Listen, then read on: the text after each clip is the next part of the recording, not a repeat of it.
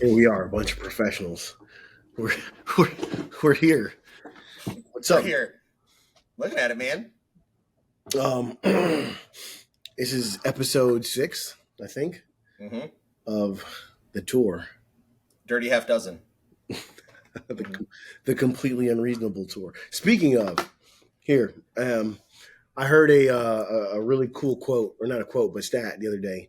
Most podcasts, this was on Chris Williamson, Modern Wisdom podcast. He said most podcasts don't make it past episode 3. 90% of podcasts never record a fourth episode, Killing it. right? That's right. Yeah. Yeah. And of the 10% that make it, 90% of that 10% don't make it past episode 18. And 100% that make it past work 60% of the time, every time. Every time. That's right. By Odeon. That's right. Statistical anomalies at this point. Yeah, real bits of Panther are in here. That's That's all you need to know. That's it. that's fun. So with that being said, here's my goal out loud to you and everyone. I want to get to episode 25 by the end of October. Done. That means Doable. taking it into high gear though. Yeah, that's fine. But yeah, that's it, man. I guess we recap what's been going on. Yeah, there's been adventures. The adventures of together and separate adventures and kind of all crisscrossing all over the place. It's probably a good place to start. Summer Strong. It's great. What was that like for you? This is your first one. Yep, first one. Very, as I was told when I was at Winter Strong, everybody was like, "You coming to Summer Strong?" And I was like, "I don't know, maybe, probably." And they're like, "You need to. It's different." And I was like, "What's that? I don't know what that." I mean, I get it. I get that we're probably not firing arrows indoors at things, but I didn't really have a concept in my head of how it was different. However, as soon as we got there and as soon as I walked in, it was very clear how it was different. I would say that both of those events are two completely different vibes, but the same frequency.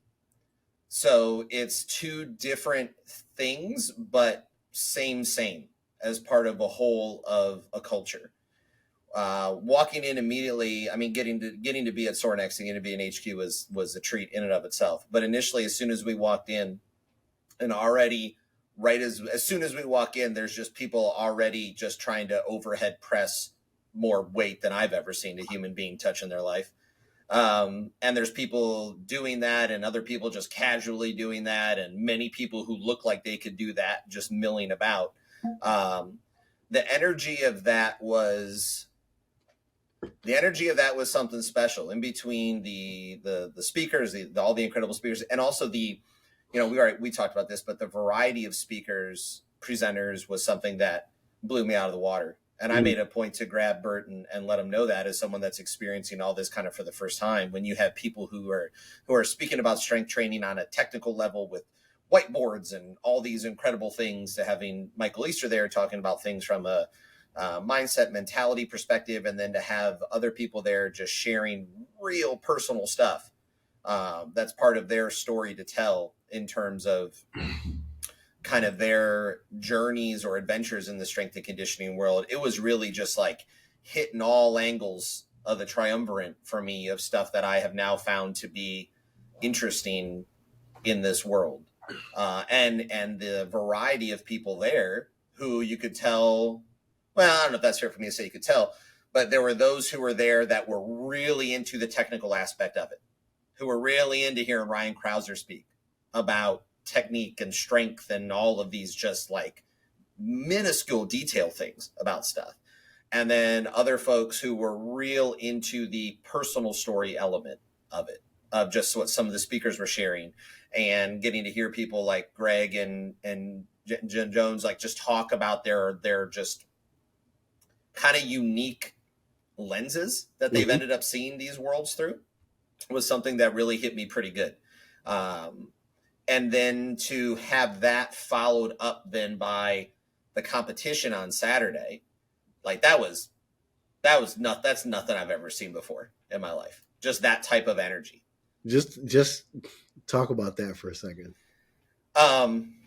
It was it was like pure raw just energy. Not aggro, not meathead, not like everybody was so fucking cool and everybody was so there supporting each other and hyping each other up. And there's just monsters, like men and women, just monsters, just doing their thing. And like with Brandon emceeing it and the music going and all that kind of stuff, I was like, oh, this is like my shit.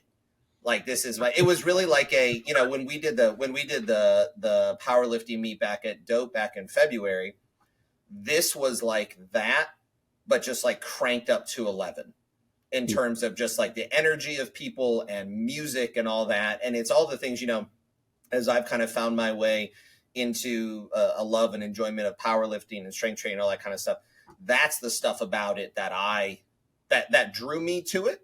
And it's the stuff that continues to make me love it. And doing that and spending so much time doing that by myself in terms of loving that aspect of it, of just like getting my own self hyped and just listening to just ratchet shit or just heavy stuff and just being like, ugh, but not in a way other than just like, this just feels good.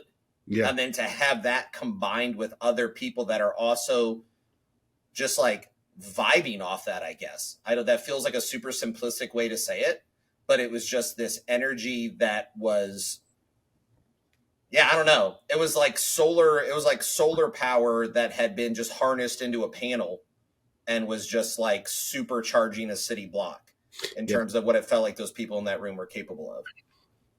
It's by far the most electric gym environment I've ever seen. Yeah. Right? Like if you want a PR somewhere, that is the place to PR. Like if you want to like lay it out on the line, like especially the deadlift. Mm-hmm. Oh yeah. The squats are cool because it's everywhere and it's around you and everything else.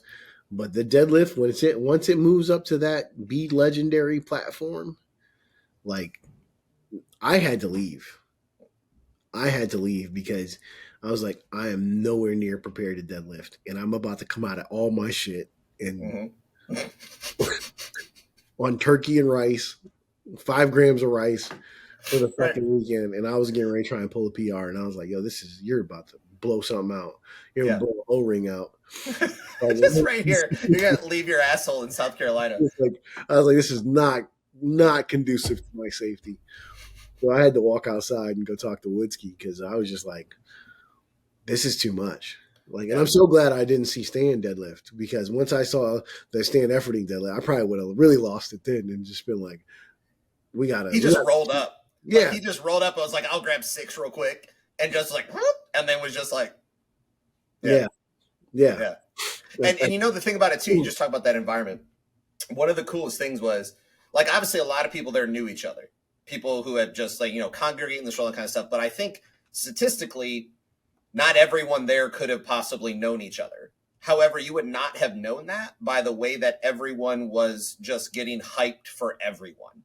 Yeah. Does that make sense? No. Like, I'm like, y'all don't, there's no way you all possibly know each other, but you're all getting hyped for each other like you've just been supporters of one another for like a lifetime. Yeah. It is like that. Yeah. One second. I got to pause. I'm sorry.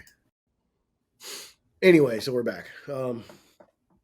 Yeah, man, that environment is by far like the best environment I've been in as far as just energy. Mm-hmm. Which is actually like has nothing to do with it. Same, but different.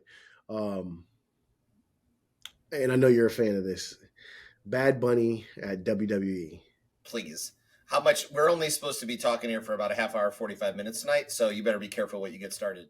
Well, because that moment was, I sent that to you. I was just like flabbergasted by that moment. So before you sent it to me, I saw it. And, I don't really pay attention to WWE anymore, but like I have this fascination with the power of crowds, right? Because it can go wrong, it can go right. It can be electric, it can be energy. But I often wonder, like, as somebody who's been in front of a couple of like small crowds, right? What the fuck kind of power that has to be? Yep. To because you're wielding an instrument at that part. Absolutely. right? Those people are just will do whatever. I saw it this past Friday when we were at. I mean, that's a hijack. This we were in Kentucky this Friday, and we went to SmackDown, and it was with Roman Reigns, the dude who's the current champ there, who's just the hottest shit ever, and is just incredible. Like I'm not even a mark. I mean, I might be a mark for him at this point, but like the dude is doing some of the best work. I will say, here, this is being recorded. I will say that the work he's doing is as good, if not potentially better than the peak of like the Attitude Era, like Stone Cold and Rock stuff.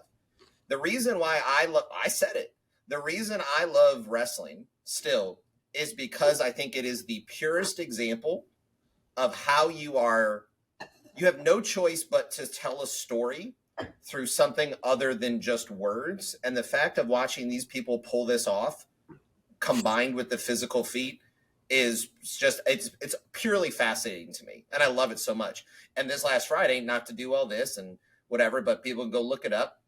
It was an instrumental moment in this current storyline that's being told, and there was a moment that happened in it where I won't hijack this with talking about it, but there was a moment in it that was a huge turn in the story that's been going on, and the energy in that arena, it was at Rupp Arena in Kentucky, felt like it was literally gonna like fucking explode.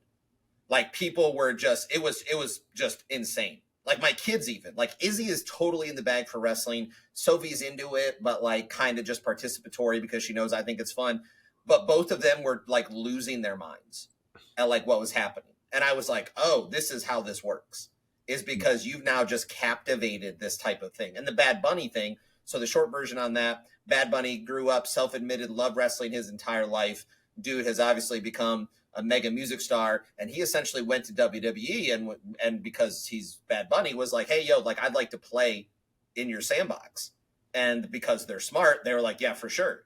So they started integrating him a little bit back into stuff 2 WrestleManias ago, I think. And he every once in a while kind of shows up and just like does, and the dude can go. Like the dude's athletic too. But then they did one of their like, they used to call them pay-per-views. Now they're called premium live events because pay-per-view is not a thing anymore. And they had one in Puerto Rico, and he hosted it, which also meant that he was going to participate in it, and he was in the main event. And so his entrance music hits. I know you've seen it, but I recommend anybody go see it. Or maybe can we do that thing where people are like, we'll put a link in the show notes? Yeah, let's do that. Hell yeah. Hell yeah. First link in show notes is going to be to a wrestling entrance. But it's watching this dude who grew up a kid loving this thing come out as the headliner in a, I don't know, 25,000 people arena to his own music and just popping that crowd like nothing I've ever seen before. And that is what a great analogy to kind of that similar thing at SummerStrong, which was just like, it's kind of one of those moments where you're like, everybody is here for the same thing in this exact moment. Yeah. Like everyone is here for what's happening right now. Yeah. And it's completely laser focused in on just this moment of this thing. I mean, when you pull that off, it's amazing. It's perfect. I mean, even if you don't know, right? You walk into Sornex and it's like a history of strength right there. Boom, you walk in and it's like, here's all this shit from being strong from a millennial ago, right? Right. You go upstairs and there's the library of strength, and then there's trophies and there's stuff. Mm-hmm. You can eat just whatever. Cool. Then it's like you say, you're there all weekend, and you're just around strong people, like-minded individuals, who also display strength in just the way they look and everything else. And then hosted by one of the strongest powerlifters, right? Brandon Lilly. Right. With dope music and everyone in essentially a glorified semicircle, deadlifting on, I think it's the Magnuson plates, the 100-pound silver plates. Oh, that was even better. I was like, I don't even know what those are, but those look incredible. So, I mean, it's just fantastic.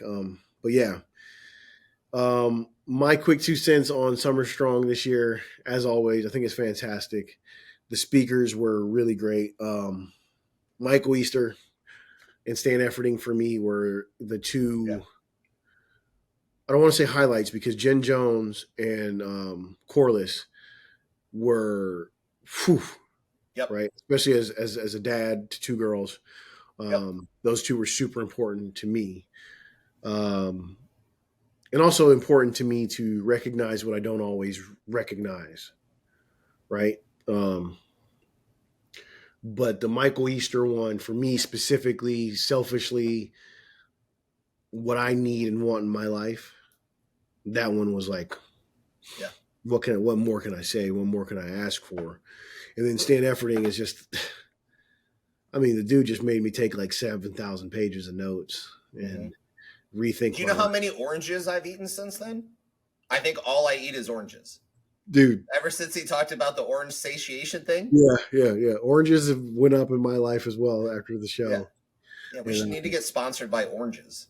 yeah, somebody, Brought to somebody you see by about, little, brought to you by little cuties. yeah, somebody see about what it takes to get, what is it in Florida? Natalie's. Yeah. They make the orange juice, the fucking delicious tangerine juice.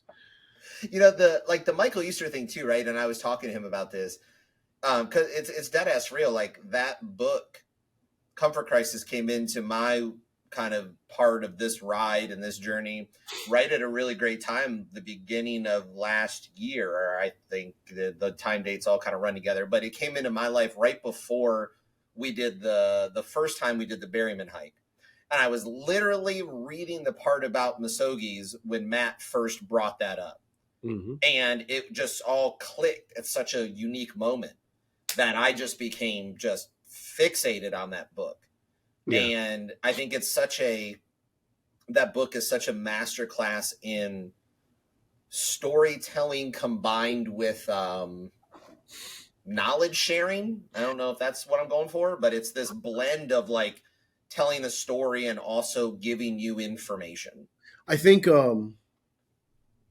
one of the magic tricks that Michael Easter does in his writing is he blends storytelling with anecdote and research. There you go. That's better. Anecdotes and research. Yep. You know, like because he'll tell you a thing and then he'll give you the research behind it, Yep. which I think is the most powerful way to deliver things to people, right? Yeah. Because we tell somebody an anecdote or a story, and some people are in the bag already for a story. They're like, yeah, let's do it. And then some people are like, yeah, but Mm-hmm. give me some cold hard facts for that. Well, so that's also a testament to Summer Strong, right? Because that's what that was. It was a collection. The speakers were a collection of people who were anecdotal and people who were like data nerds. Mm-hmm. And that's the beautiful thing. Like you said, like Jen and Corliss, the stuff they talked about, that was a thing for me. Like when they started speaking, I was like, oh shit! Like we're doing some not heavy, but we're doing some like real talk here. Yeah, It's not just like here's how you improve your hinge. Like yeah, that's cool, but also like we're talking life experiences yeah. and to be able to know. Yeah, I don't know. It's wild and it's fun to know that there's people there who are very much there to want to learn about how to improve their hinge that may have intentionally or unintentionally also taken away something from those speakers as well. Well, Is great. one of the things that I was actually speaking about this weekend, and this is no trash talk to personal trainers, but in my world, in my head, the difference between I'll just say the strength and conditioning community and the training community, meaning like personal trainers and stuff. Not that you can't be in both, but anyways, is that strength conditioning people, at least the ones that I keep surrounding myself with, are on some level like meathead philosophers. Right? Like Mm-hmm. I am continually amazed by the amount of people that I have conversations with that have read a book or something that is so left field, or they got to this point of view or theory or whatever from a book that has nothing to do with sets and reps, and just purely because I think it's really hard to start improving strength, physique, that whole world, right? Like once you start doing that on that level and not just like look at my biceps. But like Mm-hmm. all of it, it's really hard to not go, well, what about my brain?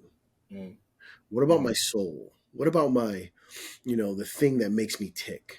Mm-hmm. And so then I think it's not always, not everybody, for it's not natural, but it's really hard to be like, let me let me not dive into these other realms. Mm-hmm. That's the part that's really fantastic for me, man. Is like, um, some of the personal conversations, and I won't go into a bunch of them, but I will just say, like, I had a conversation with Derek Woodsky, um, that was a highlight and will remain a highlight for a long time. Mm-hmm. When we were all sitting there talking about like the crisis response thing. Yeah, yeah. Yeah. To be in relief is Yep. how I process it. So I think that's worth to talk about that for a minute. To be in relief. Like what the concept of that conversation was, without giving away too much of the bag, Yeah. because So that would no, be sitting around the I'll give table. away the details from my end. So, and you've heard me say that, and I think I've talked about this on the podcast before. I share a idea or theory that most young men want to know if they have the thing. Mm-hmm. And when we talk about the thing, meaning like when it comes to action, when it comes to crisis, when it comes to violence, that they want to know, do they have the thing? Can they respond in the way that they think they can or think that they want to? And so, you navigate your life, go through all these things, and some guys never get to figure it out.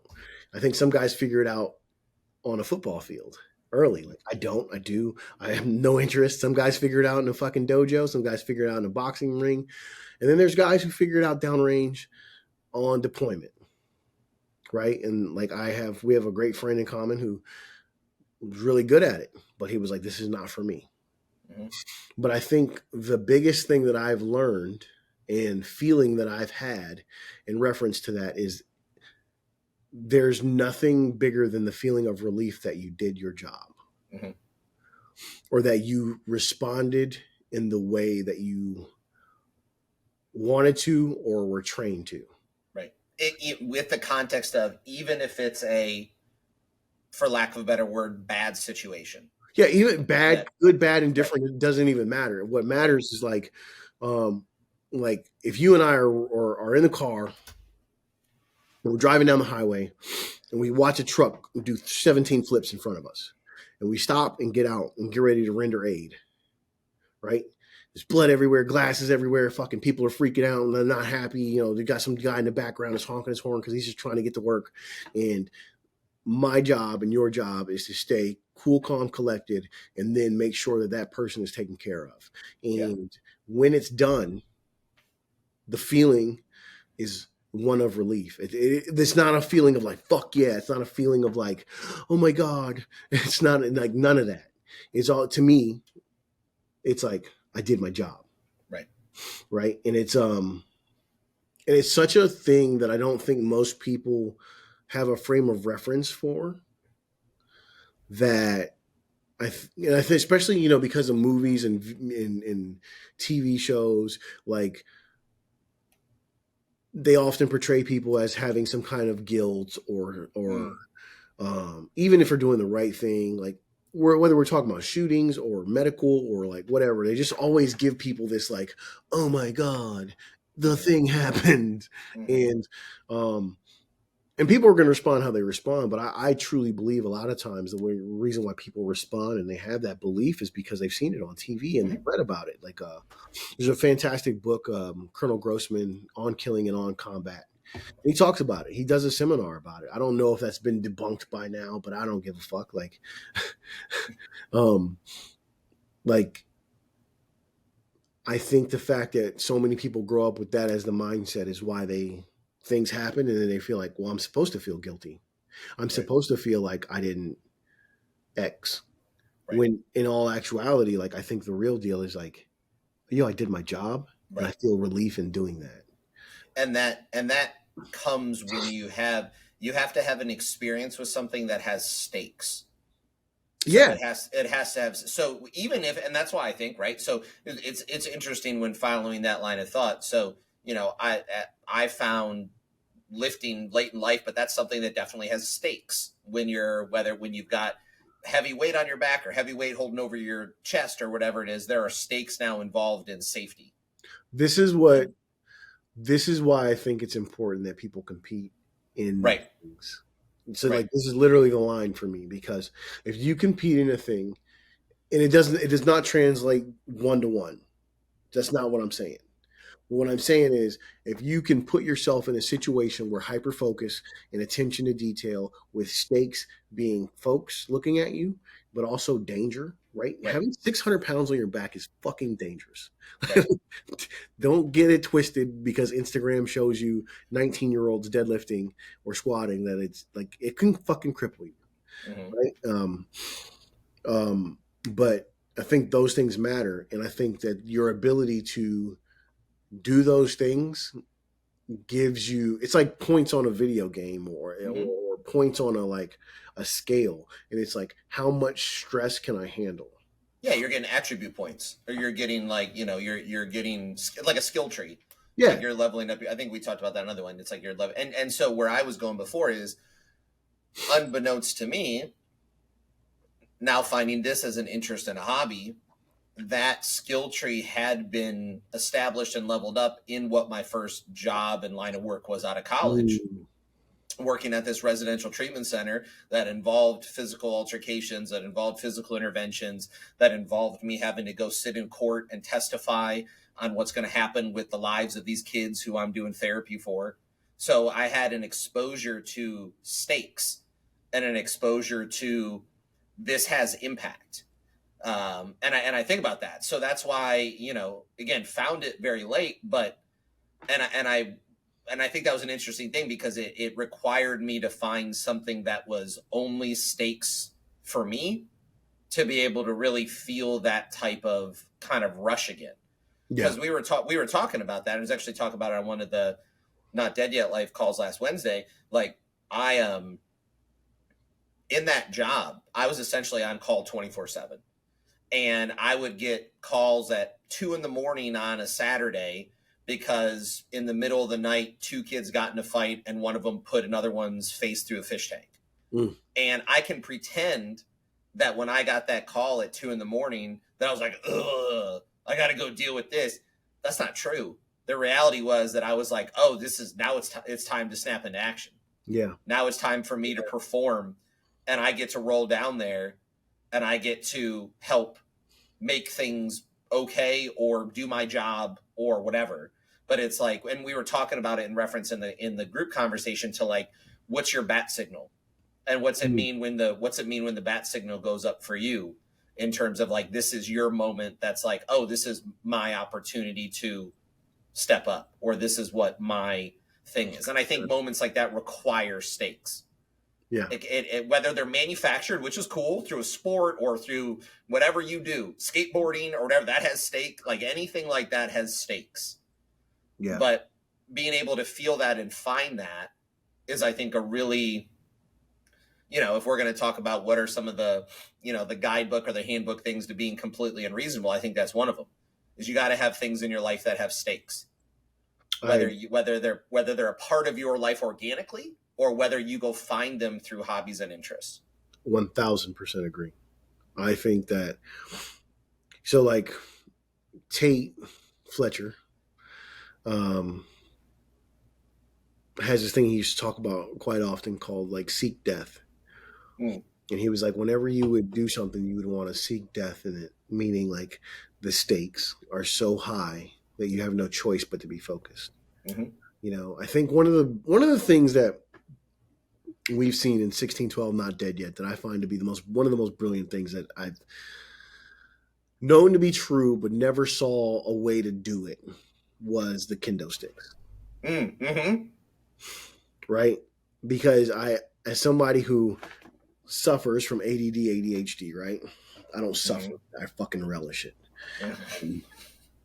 You're born in the darkness. Yeah.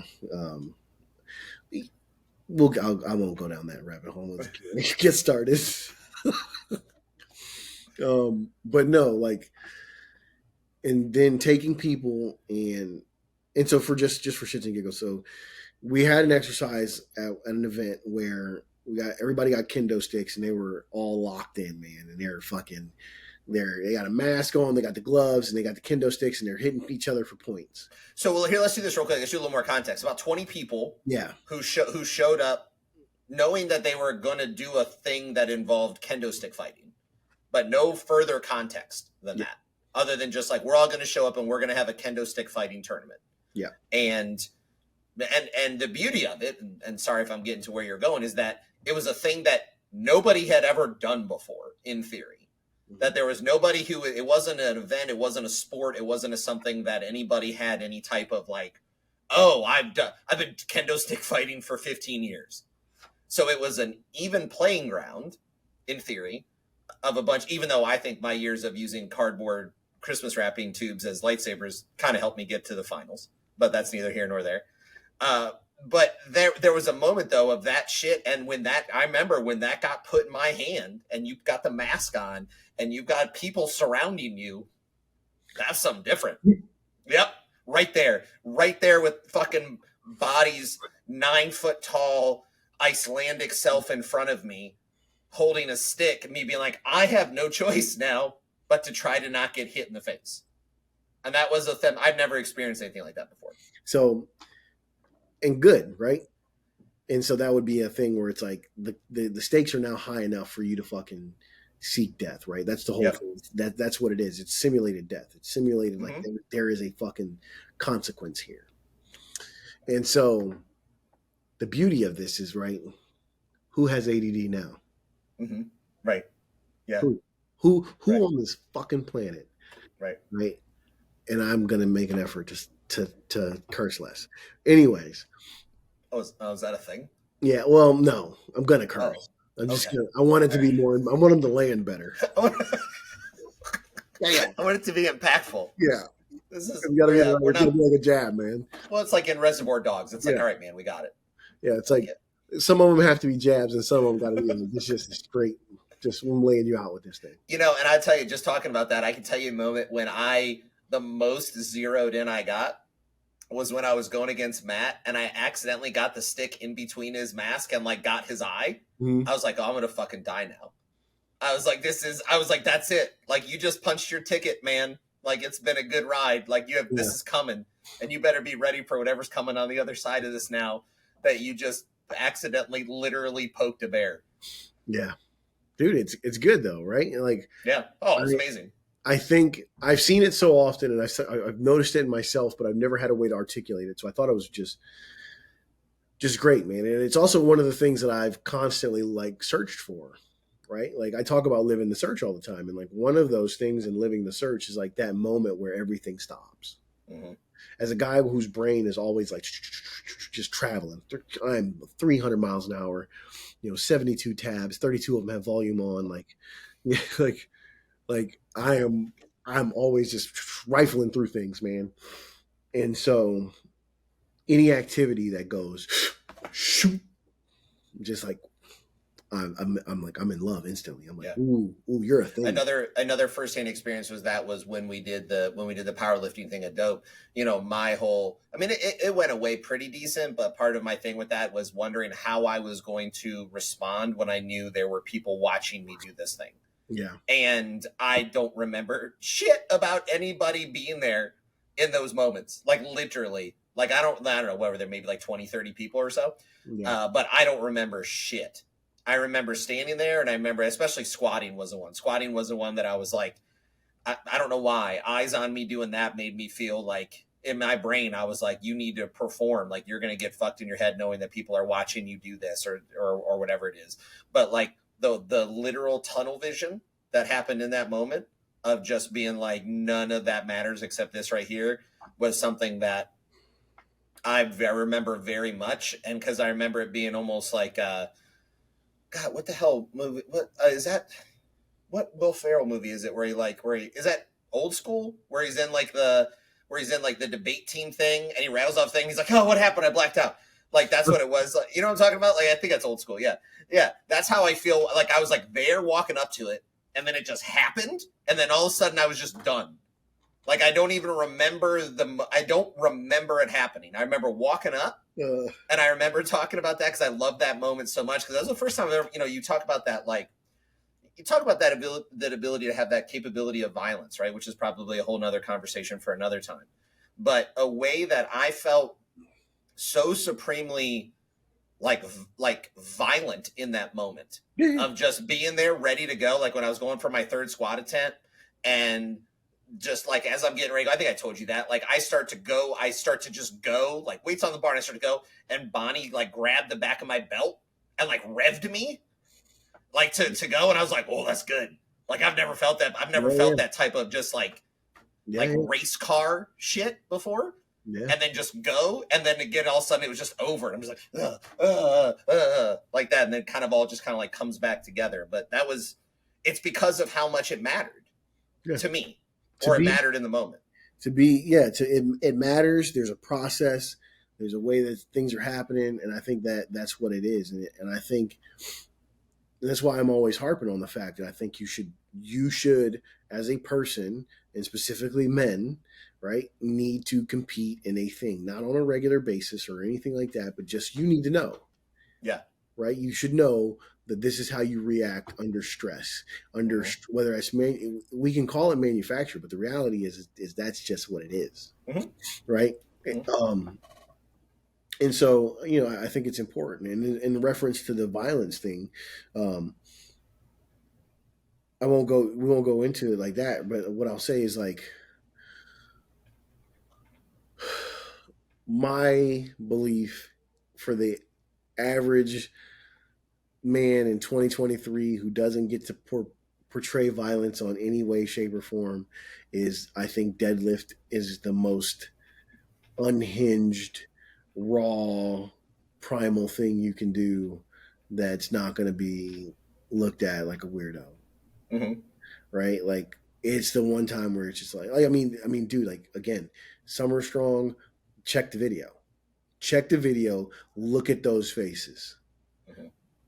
Either pre or post deadlift. Mm-hmm. And you can't tell me that there's not something in there. Mm-hmm. Mm-hmm. Well, and I'll say this, not that I don't think you were specifically doing that way, but I would say some of the places, honestly, that I saw that the most there was actually in the women when they were deadlifting. Oh, 100%. It was just pure, just like fucking unchained, just ripping shit. And so that was something that I was like, oh, that's just pure, just like, brrr, just like this is happening.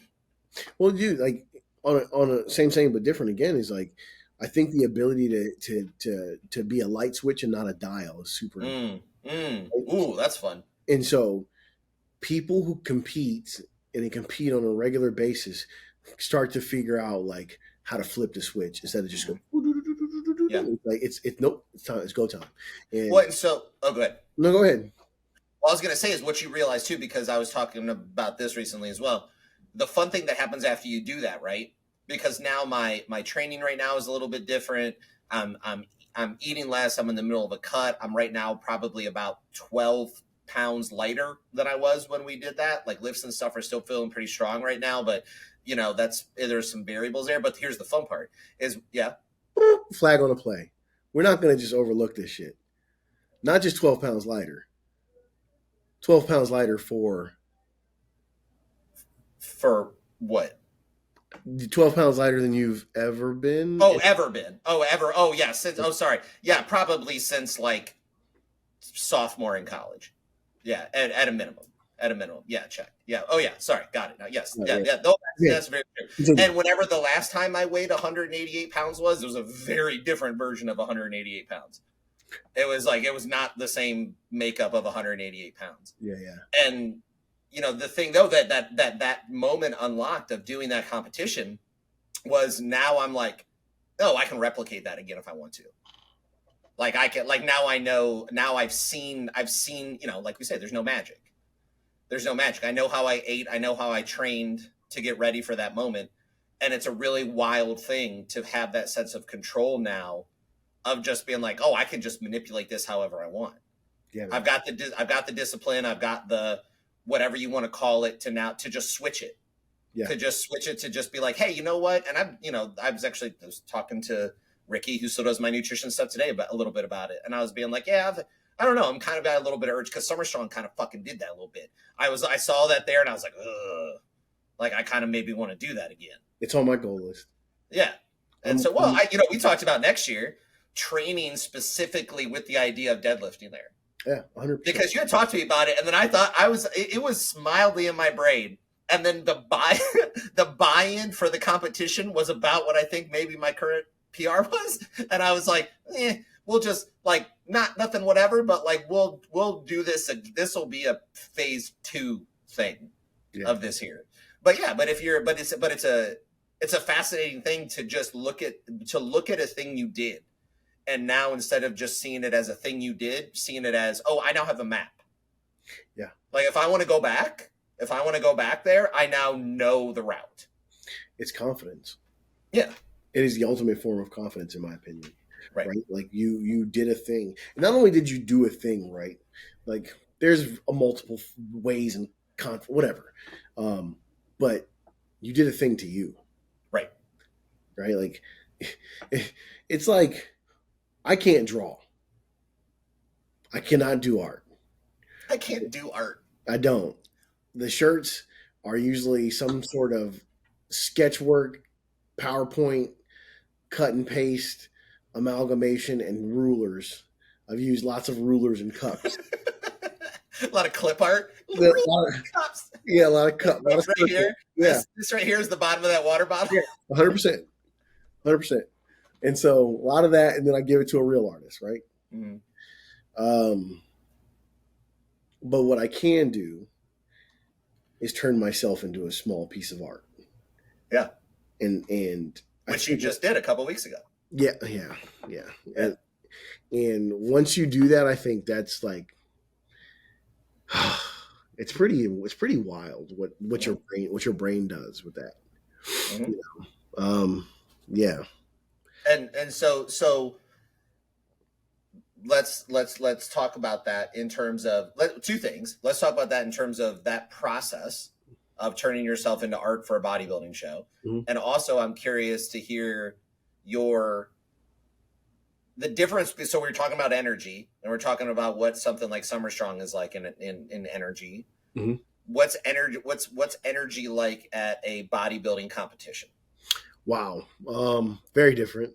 Mm-hmm. So my belief with listening to bodybuilders talk now, very interesting. So like we're getting ready to get on stage for the second time, I think. And guy's talking and he's like, man, we were out there battling. And I was just like, what are we talking about? Like we were battling, like we were, like I didn't know we were battling, like that's a thing. And so for me, because bodybuilding does not feel like a competition to me, and maybe it's my mindset is so in the bag about what I want to do for me. Like, don't get me wrong, it's me. I want to win at everything I fucking do. But I am so focused on, did I reach the vision that I had in here? Did it get displayed out here?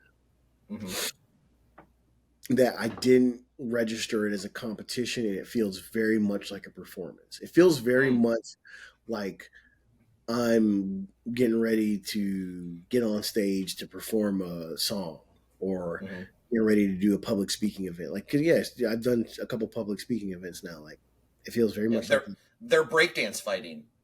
It's gotta, I mean, on some level, like, right. So I think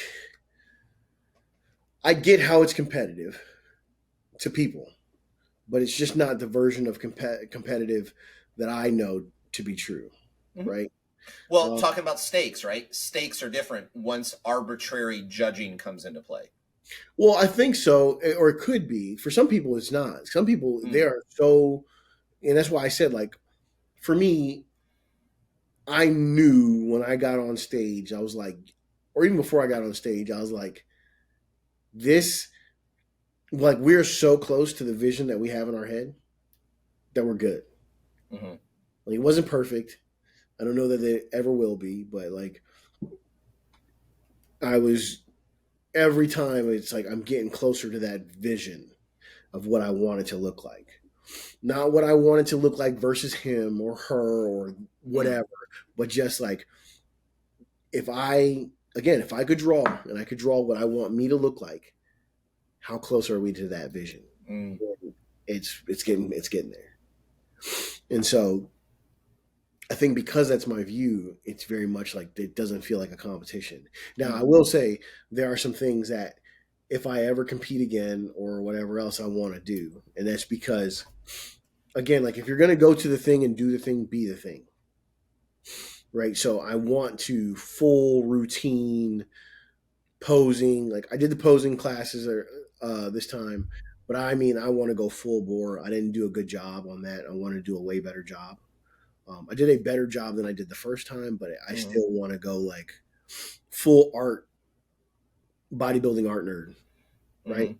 That's the thing that is left undone. And as far as the process is concerned, man, like 151 days, January 1st to June 10th, and I hate to say it, like it's no magic. We already know that, but like consistency. You were with me at Summer Strong. Mm-hmm. You were with me. I was with you a couple times during Yeah, this, we so were I saw Arnold, Winter right. Strong, Summer Strong, The retreat, the reset retreat. Yeah, packed food. Right. You know, core powers. Right. You know, got to see you walk up and down the aisles of gas stations like a pervert. Yeah, just look at eyeball and eyeball fruit snack. Just being a voyeur at the gas station. The fruit snacks just laughing at me. But I did have my Red Bull.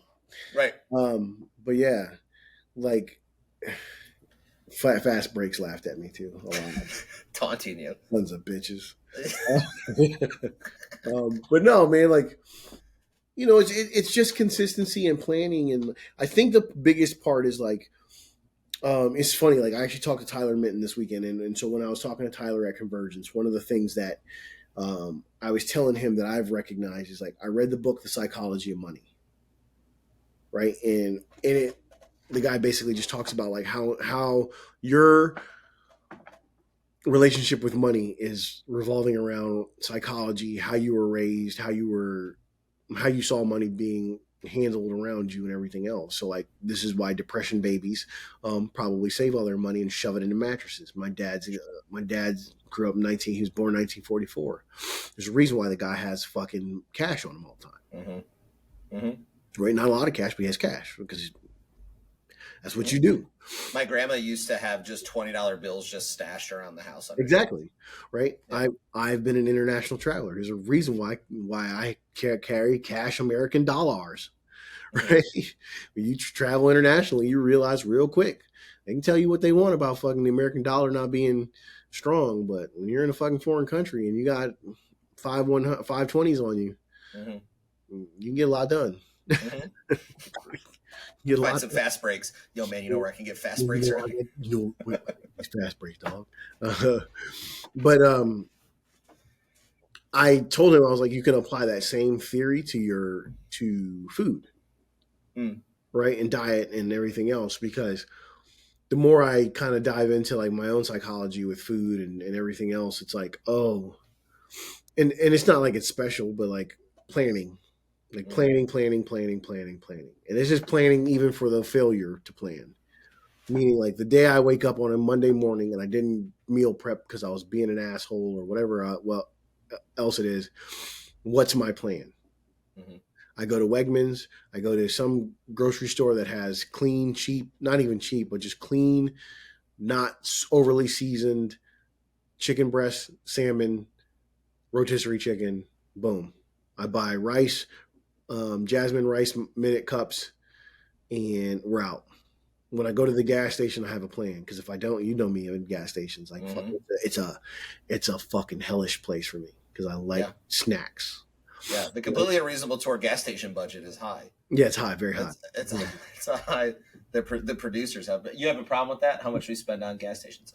Yeah, exactly. It's because we're gonna get a Red Bull. If we're left unchecked, we're getting some fucking fruit snacks, and a fast break. Mm. And that's not even counting whether they have like gas station food in there, like Yeah. real food. Like, Real gas station food. yeah, yeah. Chicken rollers on deck. Well, dude, Hawaii has musubis, man. And What is if you, that? oh, spam Okay. on sticky rice, like a sushi, with seaweed wrapped around it. Oh. And they have teriyaki and all the Uh-huh. different flavors. And they're so delicious. And they're just little bite-sized pieces of heaven with, sometimes they have eggs on them. And if you're like, and so it's like basically like construction worker food, right? Like, Uh-huh. dog, you're on your way to the site, you got to get, you snatch Yeah. up a couple of those. So In Ohio at a speedway, that's like pizza. yeah, It's like ready to go gas station pizza. Dudes, I'll stop for gas at 7:30 in the morning, and dudes are getting like 3 hot and ready slices Wawa out the door. Yeah. Yeah, there you go. Yeah. or here around the corner, this gas station around the corner from me serves fucking tacos and fried chicken. Why? Why would you do that, sir? Right. Why? And it's delicious. I'm not gonna lie to Right. you. It's delicious, so I don't go there. I go around the corner to the other gas station because I know The me. non-taco gas Yeah, station. because I know me. If I go there and it's the wrong day, I'm gonna buy the whole place out. Right. But no, but that, I mean, honestly, man, it really is just like it's been planning, it's been whatever else, and as far as consistency, I think the consistency part is a big deal. But I think to peel it back, right, to normal humans who aren't trying to get on stage in their underwear, it's like you don't have to be the Tupperware kid and show up to fucking Winter Strong, Summer Strong, and the Arnold Mhm. with prepackaged food, but to be able to navigate the waters of like grocery stores, restaurants, and your homie's house, Mhm. right? Because the other thing I was kind of telling Tyler was like the way I look at nutrition is like, I look at it like a budget? Like, do I really want to spend Yep. money on shitty stuff, Yep. or do I want to spend money on like a delicious thing, like truly delicious? Not saying Taco Bell doesn't have its place in life, Sure. but I would rather go to that one sketchy taco truck in the neighborhood you're not supposed to be in with meat that I can't pronounce than I Sure. would ever go to Taco Bell. Right. Right? I would rather skip Red Baron Pizza than to go to like around in the DC area. There's a place called Pupatella's. That's the best pizza joint in DC as far as I'm concerned. Mhm. I'll fight you for it. At me, sliding my DMs. At me. Yeah. Link in the comments. Yeah, link in the bio if you want to Link fight in the me. bio. If you want to fight me over local pizza. Yeah, and that same thing. We've been doing a fair amount of just kind of on the go stuff this summer so far, and that's the way I always look at it when I'm going. And honestly, I didn't, in terms of navigating food, I do my damnedest to not eat out of my house. Wait, not eat out when I'm just home and it's a regular Tuesday, unless there's a reason for it. I don't know what that means. So that mean in terms, unless someone's in town, we're doing something or whatever that is. Unless it's an occasion. Moments and experiences. Moments and experiences. Yeah, we're all gonna go out to dinner. Fuck yeah, let's go out to dinner. I'm not gonna sit there and just be whatever. Like this is for this moment. But there's not, like, that's not a part of my life anymore. Where it's just like a Wednesday and it's like, let's go to Applebee's. Like, we don't need to do that. Yeah. I Like, would want, and that's one of those ones for me. It's like I'm not going to Apple. Like if we're going out, we're going out. right. Well, let's Right. do it. Like Right. I'm not going to Applebee's, homie. Yep. If we're That's going right. out, and if we are going out, and it's like not the like 12th version of going out, like the 12th degree, then it's like I'm still not going. Like I'm not going to Wendy's. I'm going to Five Guys. Yeah, Right. Yep. or whatever your thing is. Like I just if I'm gonna spend this calorie dollar, Yeah. I'm gonna spend this calorie dollar on some shit that's like, you know. But yeah, I mean, the other thing that I learned, man, from this process, because I have kind of had I don't want to say beef with bodybuilding, but I couldn't figure out why bodybuilding wasn't filling my cup, for lack of a better term. And it's a me problem. I was looking for bodybuilding to do what other activities have done in the past, meaning like and this will transition nicely. I missed and have wanted the feeling of this this is hard, this sucks, and I might not make it or I might quit. Mm. And I never felt that during bodybuilding. I'm not saying like I didn't have times where I was like, maybe I won't make this weight. But it's never like a, oh shit, like I'm gonna quit because this is just terrible, Mm-hmm. terrifying. Well, and with that too, even with making weight, right? There's if let's say you had gotten close and you were way off in making weight in the way you had been going about doing it. You know, I'm not gonna call them tricks, but you know ways to make weight if you had to make weight. Yeah, Like yeah. there's very and I'm just repeating what you said, but there was very little risk of not succeeding at the goal of hitting this thing. Yeah. Now that doesn't diminish the fucking work, the No. effort at all. You are just skilled in that area of managing this, of working it, of discipline, whatever we want to call it. That the it was Annie, my coach Annie, has put together a plan where I know I'll say 6 to 4 weeks out if we're going to be okay. Right. And I think that's all strength coaches, all fucking whatever. It's like at week 6 to week 4, you're like, okay, right. like fucking canine ears. Like Yeah. maybe some shit's going wrong, you know. But for the most part, it's like, you know what's going on, man. And it's then it just becomes a problem or a not even a problem, a deduction in do I and can I do the right things that are going to set me up for this weight cut or water cut the right way. But all that is it's process, man. Like it's Well, on I the remember having that. I remember having that like 2 weeks out from the powerlifting meet when it was a bench day like 2 or 3 weeks out, and it was like a 92 or maybe like 94% bench, which equated out to like 290 or something like that. And that went real smooth. And I was like, oh, we're going to be all right. yeah. But I had to feel that. I had to feel what that felt like. And it wasn't the day before, it wasn't a couple of days before, it was enough far out where it was like, oh, the odds of me hitting what I want on this just in my mind significantly went up Yeah. because of what this is this far out. Not even so it makes that last 2-3 weeks, whatever it is, that's going back to what we talked about with confidence. That's just another imbue of confidence in that moment of just being like, oh, we're on track Yeah. for 100%. the thing.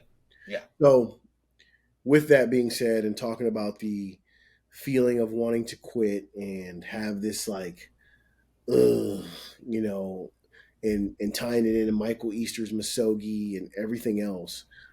Um, let's talk about a thing. Mm-hmm. You and I have a date to walk from Washington D.C. to Fort Bragg, North Carolina. Oh, Fort Liberty, North Carolina, in the spring of 2024. And the first time you told me that, I first looked up Fort Bragg and Google Maps told me it was 300 miles. And I was like, oh, he must mean something else. And then I looked up Fort Liberty and it was the same address. And I was like, oh no, I guess that's it. That's the one. It's just they just changed the name. Yeah. And so I mean this is all born out of the fact that I was like I thought about all the things that I've done over the past 3 or 4 or 5 years and how hard they've been. And I'm not saying that they weren't hard. I'm not taking anything away from it, but I haven't had the two specific phrases enter my brain, which is I'm gonna quit or I might not make it. I've had I wish this was over, specifically during 50 for the Fallen. I remember being so sleepy. Like, I think Chad thought I was like dying. I thought Chad thought I was like fucked up physically. And I was like, I'm not fucked up physically, dog. I can't stay awake. Uh-huh. Right. And then, and so then I started thinking about this and I'm thinking about what I've watched Bo go through and some of the other people and other Masogis. And then the one thing that I finally kind of came to is like, in order to get that feeling, like what are the variables? And I was like, it either has to be weather or multi-day. This has both. Mm-hmm. Like we're probably going to get pissed on. Mother Nature's probably going to piss on us. Mm-hmm. And it's got to be multiple days because it's a minimum of 30 miles a day ish.